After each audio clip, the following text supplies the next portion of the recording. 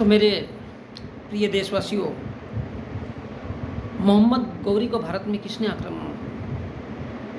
बुलाया आक्रमण करने के लिए? जयचंद ने मोहम्मद गौरी को जयचंद ने बुलाया और राणा सांगा क्षत्रिय ने अपने मंत्री लालचंद ब्राह्मण के कहने पर राणा सांगा,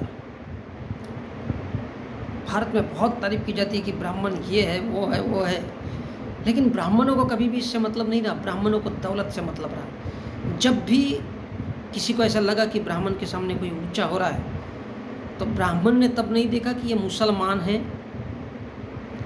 या कौन है, उसको इनवाइट किया सीधे। राणा सांगा क्षत्रिय था, उसके मंत्री लालचंद ने उसको बताया राणा सांगा को कि बोले बाबर को भारत में बुलाओ, बहुत पावरफुल इंसान है, और बाबर को इनवाइट किया। ये वही बाबर है जिसके नाम से बाबरी मस्जिद बनाई गई। और अयोध्या में जब बाबरी मस्जिद बनाई गई तब वो बुद्धकालीन अवशेष थे जिसे ब्राह्मणों ने पूरी तरह से तोड़ताड़ कर दिया था, और जब वो खाली थे तब बाबर ने उसमें बाबरी मस्जिद की नींव डाली और ये जैसा जैसा कालांतर बीतता है, समय बीतता है, तब ब्राह्मणों को होश आता है, करे ये तो खाली जगह थी। जैसे कि देवगिरी यानी औरंगाबाद, औरंगजेब का जो कहा जाता है गढ़, वो पहले देवगिरी था। देवगिरी अर्थात बौद्धकालीन सम्राटों का शासन जब उसमें था तब वो भी जगह खाली पीली थी, और वो किला खाली था देवगिरी का, वो बौद्ध शासकों का था। वो जमाने तक खाली रहा, उसे भूतों प्रेतों के द्वारा बना हुआ बताया गया। इस देश में जब भी ब्राह्मण किसी बंगले को या किसी बड़ी इमारत को, किसी किले को बताता है कि वो भूतों ने बनाया है, डेफिनेटली समझ जाओ कि वो भारत के बुद्धकालीन शासकों द्वारा बनाया गया था। तो औरंगजेब के द्वारा पहले वहाँ पर देवगिरी का किला था, और वो बौद्धकालीन सम्राटों के द्वारा बनाया हुआ था। उस पर जब देखा कि औरंगजेब ने कि ये पूरे किला पूरे पहाड़ी को घेरा हुआ था और पूरी तरह से खाली है, उसी पर उसने अपना गढ़ बनाया।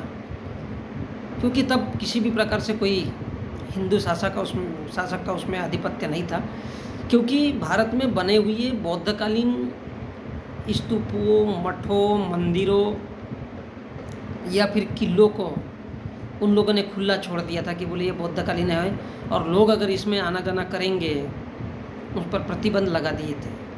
आना जाना करेंगे तो फिर क्या होगा, लोग समझेंगे कि ये बुद्धकालीन है और ये नहीं होना चाहिए, इसलिए उन्होंने खुला छोड़ दिया। और इस वजह से औरंगजेब ने उसको अपना किला बनाया।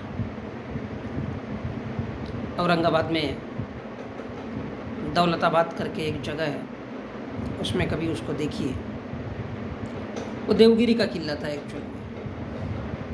और ब्राह्मणवादी राजा हेमू ने बाबर को भारत पर आक्रमण करने के लिए आमंत्रित किया था। ये भारत का इतिहास है। सम्राट बाबर का सलाहकार श्री हिमुसी नामक हिंदू था, और इस प्रकार उसने यहाँ के भारतीय लोगों को नष्ट भ्रष्ट करने के लिए, क्योंकि जो ब्राह्मण जिनको जीत नहीं सकते थे, इसलिए मुसलमानों को भारत में उन्होंने आमंत्रित किया। ब्राह्मण उसको जीत नहीं सकते थे, क्योंकि ब्राह्मणों ने पुष्यमित्र शुंग के बाद, गुप्त काल के बाद ब्राह्मणों में कोई खास राजा हो नहीं पाए, क्योंकि वो कोड़ी थे, अकर्मण्य थे, तलवार चलाना नहीं चाहते थे। और बुद्धकालीन लोग तो बुद्ध के मानने वाले होने की वजह से, जानबूझकर अहिंसक होने के कारण, जो पक्षी का वध नहीं कर सकते थे, तो वो क्या किसी की हत्या करेंगे, इसलिए उन्होंने छोड़ दिया था, और सम्राट अशोक ने अपनी तलवार तोड़ दी थी। वल्लभी नामक गुजरात के एक धनपति सेठ ने मोहम्मद बिन कासिम को,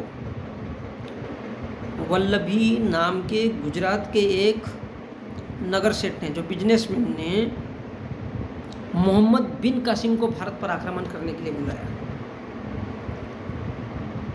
बिल्कुल निमंत्रण दे दिया उसको कि बोले आओ। जामोरिन ब्राह्मण ने, ये इतिहास देखिए कि जामोरिन ब्राह्मण ने पुर्तगालियों को भारत में आक्रमण करने के लिए बुलाया। अमीरचंद वैश्य ने अंग्रेजों को, ये भारत का इतिहास देखिए, अमीरचंद वैश्य व्यापारी ने अंग्रेजों को भारत में बोले आओ व्यापार करने के लिए। राजा दहिर ब्राह्मण ने मोहम्मद बिन कासिम को भारत पर आक्रमण करने के लिए बुलाया, आमंत्रित किया कि बोले आ जाओ, भारत में तुम्हारे लिए बहुत बड़ी संधि है। अंग्रेजों को किसने न्योता दिया? एक व्यापारी ने। उस व्यापारी का क्या नाम था? अमीरचंद। राजा दहिर जो कि ब्राह्मण था, उसने मोहम्मद बिन कासिम को भारत पर आक्रमण करने के लिए बुलाया।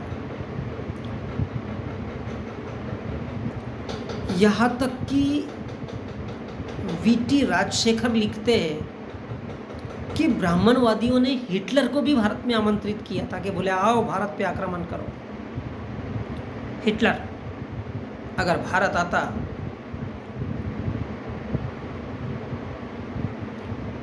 तो ब्राह्मण उसको बताते कि इस देश में बेकार लोग कौन है, भारत के दलित हैं।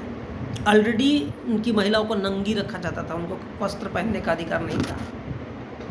ये ब्राह्मणों का विधि विधान था। बावजूद इसके वो संतुष्ट नहीं थे भारत के दलितों से, और इसलिए उन्होंने ये पट्टी पड़ा के रखी थी किसको? भारत के ओबीसीओं को, कि तुम हमारे आदमी हो।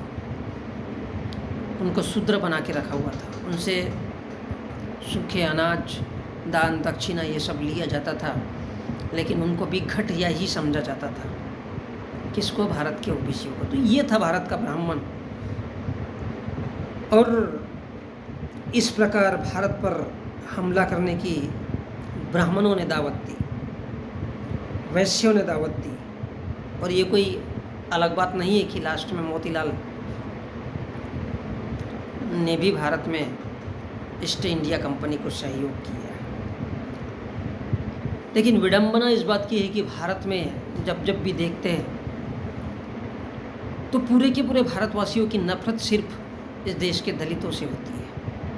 उन्हें घोड़ी पर नहीं चढ़ने दिया जा आज भी स्वतंत्र भारत में, क्योंकि भारत के जितने भी तमाम ब्राह्मण हैं, चाहे वो सुप्रीम कोर्ट के ब्राह्मण हो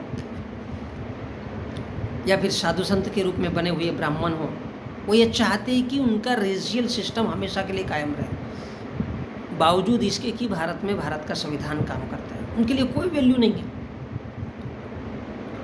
वो भारत को कम्युनल तरीके से देखना चाहते हैं, सांप्रदायिक तौर पर। और सांप्रदायिक तौर पर जब भारत का ब्राह्मण भारत को देखता है तो जो भगवान को नहीं मानता वो सीधा सीधा नहीं कहना चाहता कि वो बौद्धिस्ट है, और सीधा सीधा नहीं कहना चाहता कि वो बुद्ध को मानने वाला है, बुद्ध को जानने वाला है, बुद्ध का चाहने वाला है, बुद्ध का अनुयायी है।